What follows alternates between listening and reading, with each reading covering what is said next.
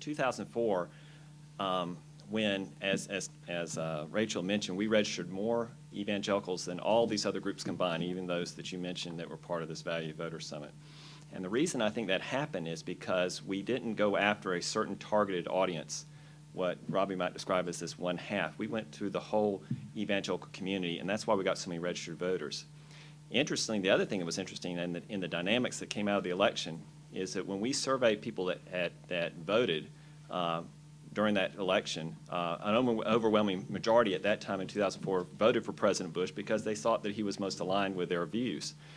But a high percentage of those people who registered to vote, about 35%, considered themselves conservative Democrats and were more aligned with Democrats on some of the social issues. So I see there was a divide in there in the 2004 election where there were Democrats and Republicans voting, again, in a values type of oriented type of vacuum.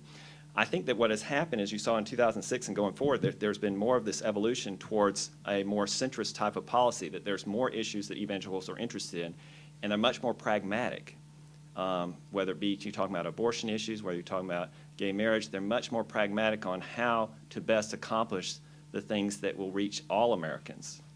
And I think that's the thing that's very important. As far as reaching the electorate, I think what's going on, we're already seeing some of this already being adopted by some of the presidential candidates. They're seeing this broader agenda. They're seeing broader issues that people want to look at, ranging from abortion alternatives, ranging for how we deal with health care, education, all these other issues are becoming much greater focus.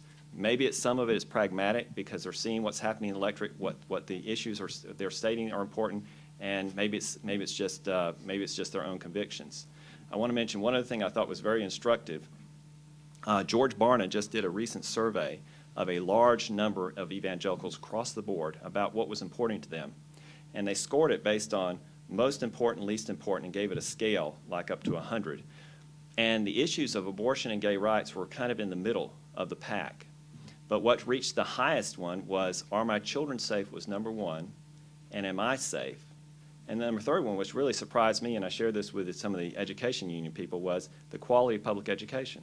Those are top three priorities of evangelicals, very similar to majority of the rest of the electorate. So, you know, in some ways, the evangelical community is a unique community that you have to speak to, and are interested in moral and biblical principles as the guiding force, but also they have the same concerns that everybody else has. They get up, they want to know how much it costs to fill their gas, if they can educate their kids and things like that.